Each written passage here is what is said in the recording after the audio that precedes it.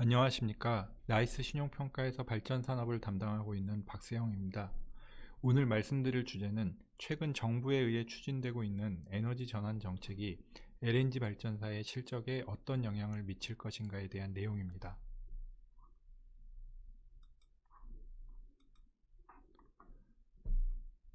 현 정부 출범 이후 석탄 및 원자력 발전 비중을 축소하고 신재생 LNG와 같은 친환경 에너지 비중을 확대하는 에너지 전환 정책이 본격화되었습니다. 구체적으로는 2017년 하반기부터 원자력 발전 안전 강화를 위해 원자력 발전소에 대한 계획 예방 정비 규모를 확대하였으며 2018년부터는 30년 이상 된 노후 석탄 발전소에 대해 3월에서 6월 4개월간 가동 중단을 정례화하였습니다. 이러한 정책 추진의 영향으로 2018년 상반기 LNG 발전량은 전년 대비 크게 증가하였으며 40% 미만으로 하락했던 가동률도 2018년 상반기에는 48.8%까지 상승하였습니다. 시장 전체적으로는 LNG 발전량이 증가하기는 했지만 개별 LNG 발전사별로는 그 추이가 급전순위별로 상이하게 나타났습니다.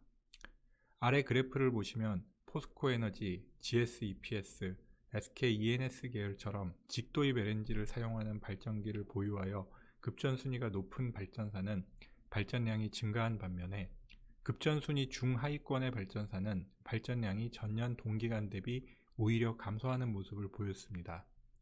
즉 전체 LNG 발전량이 증가하기는 했지만 낮은 급전순위에 있는 발전소의 가동률을 상승시키는 수준까지 증가한 것은 아님을 의미합니다. 영업실적도 발전량과 유사한 모습을 보였습니다. 주요 LNG 발전사 합산 기준 발전량 단위당 EBITDA는 아래 좌측 그래프에서처럼 2017년 상반기 대비 소폭 개선되는 모습을 보였습니다. 다만 개별 회사별 영업실적은 발전량과 마찬가지로 급전순위, 즉 LNG 직도입 여부에 따라 상이한 모습을 나타냈습니다. 발전소 가동을 통한 이익을 나타내는 전력량 마진은 앞서 발전량 추이와 마찬가지로 직도입 LNG 발전소를 운영하는 발전소의 전력량 마진이 증가한 반면 중하위권 LNG 발전사는 2017년 대비 감소하는 모습을 보였습니다.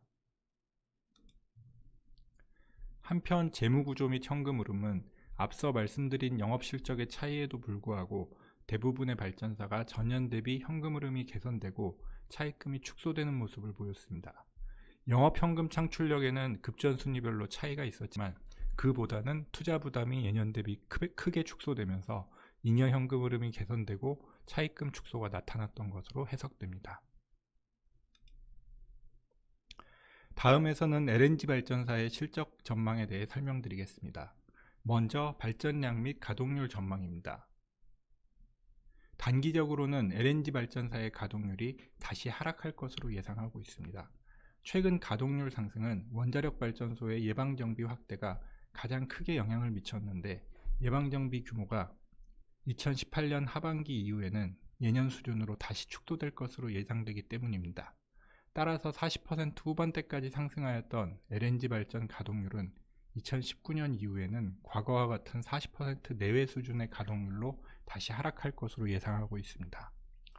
중장기적인 가동률도 현재의 정책기조, 수급계획을 감안하면 낮은 수준이 지속될 것으로 예상하고 있습니다. 8차 전력수급 기본계획에 따르면 에너지 전환 정책에도 불구하고 석탄 원자력 발전 설비 용량이 2022년까지는 오히려 확대되는 것으로 계획되어 있으며 향후 변동 가능성은 있지만 신재생 에너지 비중도 중장기적으로 확대될 것으로 예상되기 때문입니다. 특히 LNG 발전 설비 용량도 점진적으로 확대될 것으로 계획되어 있어 향후 신규 LNG 발전소가 확충될 것임을 감안하면 기존의 시장에 진입했던 LNG 발전소의 가동률은 향후에도 회복될 가능성이 낮다고 판단됩니다. 다음은 영업수익성 전망입니다. 앞서 말씀드린 것처럼 LNG 발전사의 가동률이 회복될 가능성이 낮은 수준임을 감안하면 수급 요인에 의해 LNG 발전사의 영업실적이 개선될 가능성은 낮다고 판단됩니다. 그보다는 현재 논의되고 있는 친환경 에너지원에 대한 보상 확대, 환경비용 반영, LNG 발전 정산비용 현실화와 같은 정부 정책의 효과가 얼마나 나타나는지에 따라 LNG 발전사의 실적 개선이 좌우될 것으로 판단됩니다. 또한 개별 회사별로는 각 회사가 보유한 연료 조달 경쟁력, LNG 발전의 타수익원 보유 여부 등에 따라 영업 실적이 차별화될 것으로 예상하고 있습니다. 마지막으로 발전사별 이슈와 모니터링 요소에 대해 살펴보겠습니다. SK E&S 계열은 직도입 LNG 발전소 비중이 높아 사업 경쟁력이 매우 우수한 수준이지만 최근 지속된 투자로 재무 부담이 확대되어 있는 상황입니다.